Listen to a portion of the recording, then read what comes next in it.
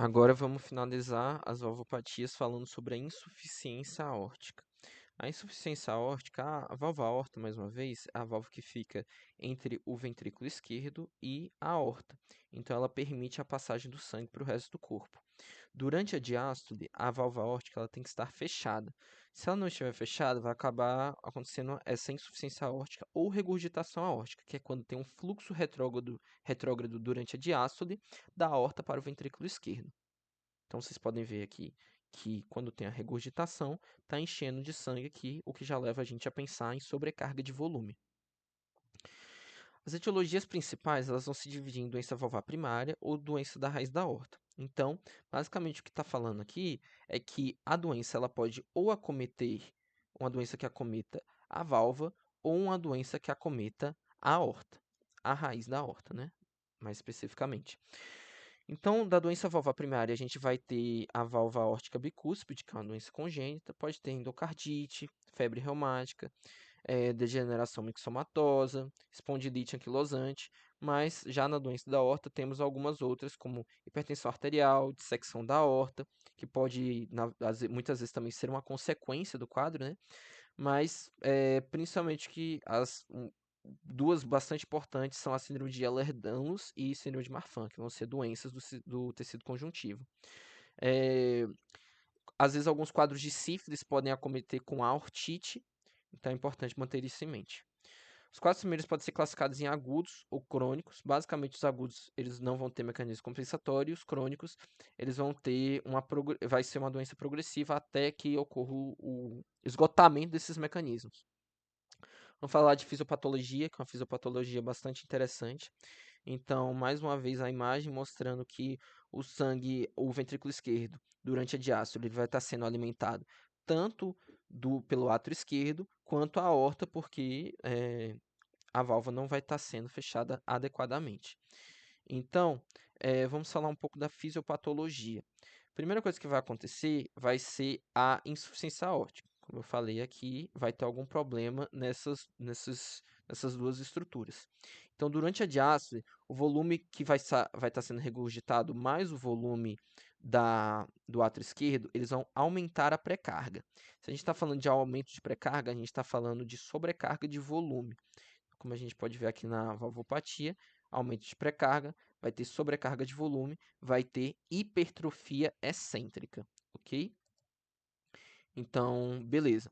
Então, alguns sarcômeros novos vão começar a se formar em série, ou seja, não paralelos, como é na hipertrofia concêntrica, mas em série. Então, elas vão começar a fazer uma filinha aqui maior. E isso vai aumentar a pré-carga. Então, aqui vai ter a gênese dos novos sarcômeros, vai ter a hipertrofia excêntrica. Porém, depois da hipertrofia excêntrica, de acordo com a lei de Laplace, a tensão da parede ela vai continuar maior. Se a tensão da parede ela vai continuar maior, ela vai, por conta da sobrecarga de pressão, alguma coisa aqui vai ter que diminuir, alguma coisa vai ter que aumentar. Então, por consequência, o raio vai diminuir e a espessura vai aumentar, já que elas são inversamente proporcionais. Beleza? Então, já que a espessura vai aumentar, a gente vai ter um quadro de hipertrofia concêntrica do VE. E isso vai aumentar também a pós-carga. Por isso que é bastante interessante. Então, a gente, além de ter a hipertrofia excêntrica, a gente vai ter hipertrofia concêntrica, porque vai ter também um aumento na pós-carga e vai ter essa sobrecarga volumétrica. Então, vai começar a formar mais hipertrofia concêntrica. São os dois quadros. Beleza? Até um momento que vai chegar na falha dos mecanismos compensatórios. Isso vai reduzir a complacência do VE até gerar congestão venosa pulmonar. Ok? É, Também os mecanismos se exaurem e isso vai reduzir a fração de ejeção do ventrículo esquerdo. Quadro clínico, a gente já vai estar falando de algumas coisas um pouco mais específicas, mas como sempre, vai ter a dispneia, o sintoma cardinal da cardiologia, vai ter também ortopneia e dispneia paroxística noturna. Afinal, o aumento da pressão diastólica final, ela vai desencadear em congestão pulmonar, como eu falei. isso aqui vai aumentar, então tudo que está para trás vai estar aumentando também. E isso vai causar congestão pulmonar, causando dispneia, ortopneia, dispneia paroxística noturna. Um sintoma um pouco mais específico vai ser a angina noturna. Por quê? A regurgitação valvar, ela vai acabar acometendo, aliás, quando as pessoas vão dormir, geralmente o que acontece é uma bradicardia, né? E essa bradicardia ela vai diminuir ainda mais a passagem de sangue. Então, durante a diástole, o que é que acontece? As coronárias elas vão ser abastecidas, certo? Se você está em um processo de bradicardia, elas não vão estar sendo abastecidas de maneira adequada, gerando o quadro de angina noturna. E também vai ter a percepção do batimento cardíaco. Afinal, o coração ele vai estar tão aumentado por conta de todos esses processos que ele vai começar a impactar na parede torácica. Tem que se atentar que isso não é um frêmito, não é um frêmito que vai estar sentindo, porque ele basicamente vai estar batendo durante a sístole e a diástole, e isso vai estar impactando na caixa torácica. Beleza, adiantando um pouco mais aqui, o que a gente vai achar durante o exame físico? O principal pulso vai ser o pulso em martelo d'água, ou pulso de Corrigan, que vai ser basicamente um pulso diferente do parvus tardus, que ele vai ter uma rápida ascensão e ele vai ter um colapso abrupto, ok? Já na ausculta, a gente vai perceber um sopro diastólico em foco aórtico, obviamente, mas vai ser no foco aórtico acessório, beleza? A gente também vai ter dilatação da aorta e isso vai gerar um sopro aórtico clássico, ok? Então vai ter tanto o sopro diastólico em foco acessório, no aórtico acessório, quanto a dilatação da aorta. E também vai ter, mais especificamente, o sopro de Auschwitz-Flint, que vai ser um sopro diastólico em foco mitral. Por que ele acontece?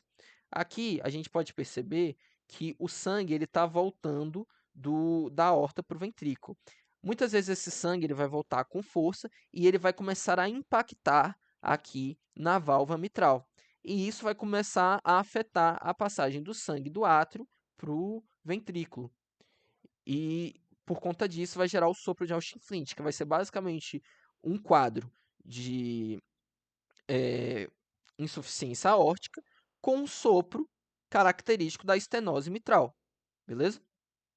Beleza. Sopro de Auschwitz, muito importante. Ok.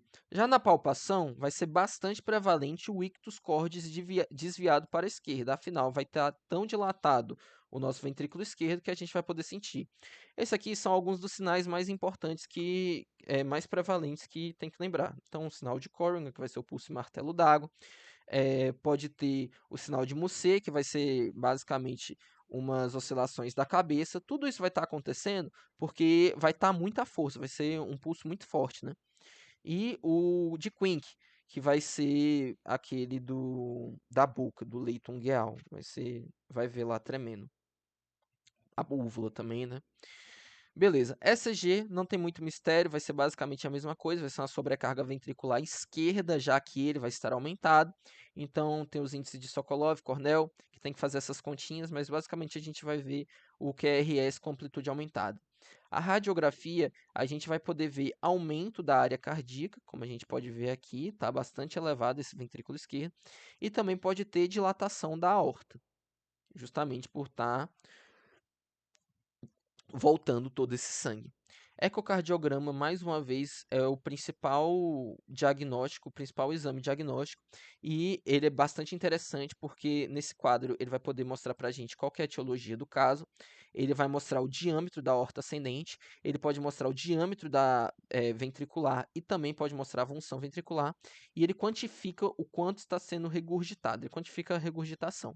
Então aqui são as partes interessantes que levam a gente a classificar como leve, moderado ou grave. Nos estágios, a gente vai classificar como esses aqui, nos quais ele pode possuir fator de risco. Ele pode, em estágio B, no qual ele vai ter uma valvopatia discreta. Aí o estágio C, que realmente fica mais interessante, porque a gente já está falando de fração de ejeção ventricular. Se ele tiver acima de 50, a gente está falando do estágio C1. Se ele tiver abaixo de 50, estágio C2. Lembrando que para ser classificado como estágio C, ele tem que estar assintomático. Porque no estágio C, D vai ser justamente quando ele está sintomático. Na classificação da intervenção, não vai ter uma terapia medicamentosa definitiva.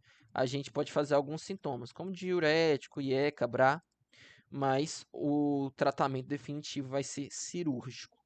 A gente está falando então de três condições basicamente. A gente vai avaliar os sintomas, a gente vai avaliar a FeV se tiver abaixo de 50% e a gente vai avaliar os diâmetros ventriculares. Então avalia o diâmetro do ventrículo, também avalia o diâmetro da aorta e a passagem do sangue.